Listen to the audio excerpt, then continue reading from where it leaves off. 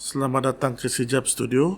Kali ini saya ingin kongsikan bagaimana mengisi e-filing melalui laman web mytext.hasil.gov.my. Sila saksikan.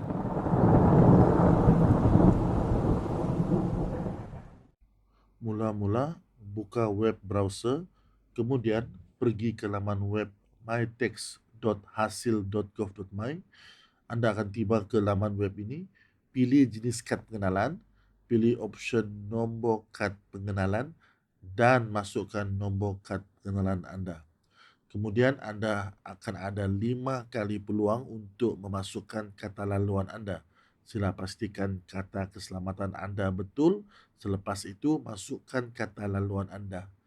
Jika kata laluan anda betul, anda akan tiba ke laman web maklumat cukai anda. Pergi ke pautan klik di sini untuk pengisian dan penghantaran bagi tahun terkini. Anda akan nampak kenyataan e-borang BE belum dihantar, maksudnya anda belum membuat tuntutan bayaran balik, jadi klik pautan ini, yaitu untuk tahun terkini 2024. Kemudian anda akan ke laman web e-borang seperti ini, pilih borang EBE tiada punca pendapatan perniagaan yang bermaksud untuk yang bekerja dengan majikan atau makan gaji sahaja. Pilih tahun taksiran yang terkini 2024. Kemudian anda akan tiba ke laman web profil individu. Di sini anda akan dapat lihat maklumat-maklumat peribadi anda.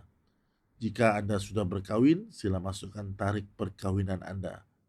Untuk jenis taksiran, pilih taksiran sendiri dan seterusnya update maklumat istri, kemudian klik seterusnya. Kemudian anda akan ke laman web profil lain. Di sini sila pilih tidak bagi cukai ditanggung oleh majikan. Masukkan email anda, pilih tidak bagi menghapuskan aset di bawah Akta Cukai Keuntungan Harta Tanah 1976. Kaedah bayaran, boleh pilih bayaran melalui akaun bank dan masukkan nombor akaun bank anda. Pastikan akaun yang anda guna masih aktif.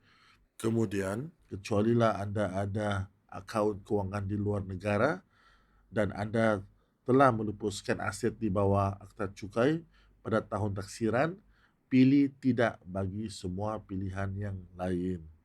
Kemudian, pastikan alamat adalah betul. Bahagian tuntutan insentif ini boleh rujuk lampiran. Jika tidak berkenaan, klik sahaja seterusnya. Kemudian, anda akan ke laman web borang nyata individu. Anda boleh semak dengan penyata pendapatan tahunan anda dan bilangan penggajian sila letak 1. Maksudnya anda hanya mempunyai satu sumber pendapatan sahaja, iaitu daripada satu majikan sahaja. Jika anda ada sebarang punca pendapatan lain ataupun punca perolehan lain, sila isikan ruang yang disediakan mengikut kategori. Anda boleh mengisi dengan mengklik butang klik di sini untuk isi seperti yang ada tertera di dalam paparan laman web ini. Jika tidak berkenaan, sila pergi ke bahagian seterusnya, iaitu pendapatan bukan penggajian bagi tahun kebelakang yang belum dilaporkan. Seterusnya, ke bahagian pendapatan punca luar Malaysia yang diterima di Malaysia yang dikecualikan cukai. Sila isi jika ada. Jika tiada, klik butang seterusnya. Seterusnya, anda akan sampai di bahagian yang keempat, iaitu bahagian pelepasan. Sila isi mengikut perbelanjaan yang anda buat pada tahun taksiran. Seperti yang dapat kita lihat, perbelanjaan untuk rawatan dan pemeriksaan perubatan ibu bapa layak potongan RM1000. Jumlah RM8,000. Perbelanjaan untuk peralatan sokongan asas diri sendiri, isteri atau ibu bapa yang kurang upaya layak RM6,000. Yuran pengajian jika masih dalam pengajian atau sedang mengikuti kursus peningkatan kemahiran atau kemajuan oleh badan yang diiktiraf layak RM7000. Kemudian isi bahagian perbelanjaan perubatan bagi penyakit serius, bagi rawatan kesuburan, dan bagi pemvaksinan untuk diri sendiri, suami, istri, ataupun anak-anak. Kemudian isi perbelanjaan bagi rawatan atau pemeriksaan gigi bagi diri sendiri, istri, suami, ataupun anak, masing-masing terhad RM1000. Seterusnya, isi perbelanjaan bagi pemeriksaan perubatan penuh ke atas diri sendiri, suami, isteri atau anak untuk tujuan ujian pengasanan COVID-19 termasuk pembelian kit ujian kendiri. Kemudian isi bahagian pemeriksaan kesihatan mental atau konsultasi untuk diri sendiri, isteri ataupun anak-anak. Ketiga-tiga jenis perbelanjaan ini terhad 1.000 sahaja.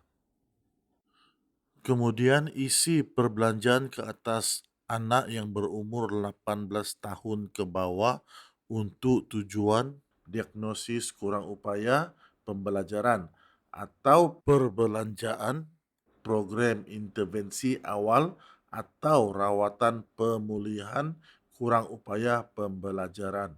Untuk bagian ini terhad RM4000.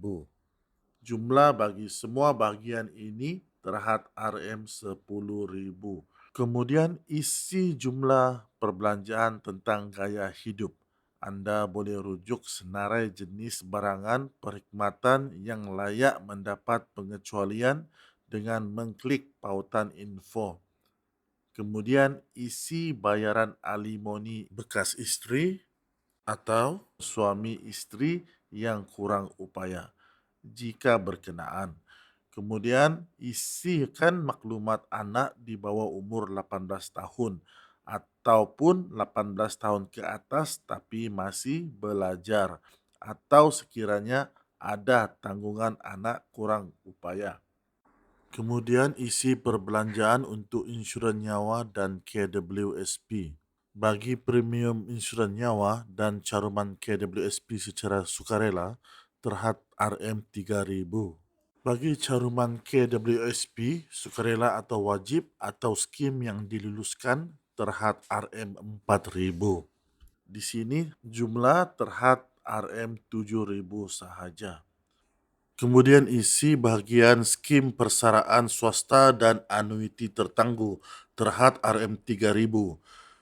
Insurans pendidikan dan perubatan terhad RM3000, caruman kepada pertubuhan keselamatan sosial Perkeso terhad RM350 dan akhir sekali isi bahagian perbelanjaan bayaran pemasangan, sewaan, pembelian termasuk sewa beli peralatan atau langganan bagi penggunaan kemudahan pengecasan kenderaan elektrik bagi kenderaan sendiri sahaja terhad RM2500. Kemudian isikan levy pelepasan bagi perjalanan umrah ataupun perjalanan untuk tujuan keagamaan agama lain. Isikan bilangan perjalanan terhad 2 kali perjalanan untuk seumur hidup. Kemudian isi bahagian zakat dan fitrah dan cukai Seksyen 110. Sesudah itu, klik butang seterusnya. Akhir sekali bahagian kelima, iaitu bahagian rumusan. Di bahagian rumusan ini, ia akan menerangkan jumlah pendapatan anda, jumlah pelepasan anda dan juga bagaimana cukai anda dikira. Kemudian, ia juga akan menyatakan jumlah cukai yang dikenakan, jumlah cukai kena dibayar untuk tahun taksiran dan juga lebihan bayaran yang anda akan dapat perolehi. Selepas anda tekan butang seterusnya, anda akan tiba ke laman web berikutnya iaitu laman Akuan. Anda akan dapat lihat lebihan bayaran cukai anda jika ada di atas sebelah kanan. Kemudian anda bolehlah tekan butang tanda tangan dan hantar jika anda berpuas hati dengan semua maklumat yang tertera. Kemudian masukkan nombor kad pengenalan dan kata laluan anda, kemudian tekan butang tanda tangan. Selepas itu, anda bolehlah cetak borang pengesahan dan borang EBE tadi untuk rujukan anda di masa hadapan. Jadi, dengan itu sahaja untuk perkongsian kita pada kali ini.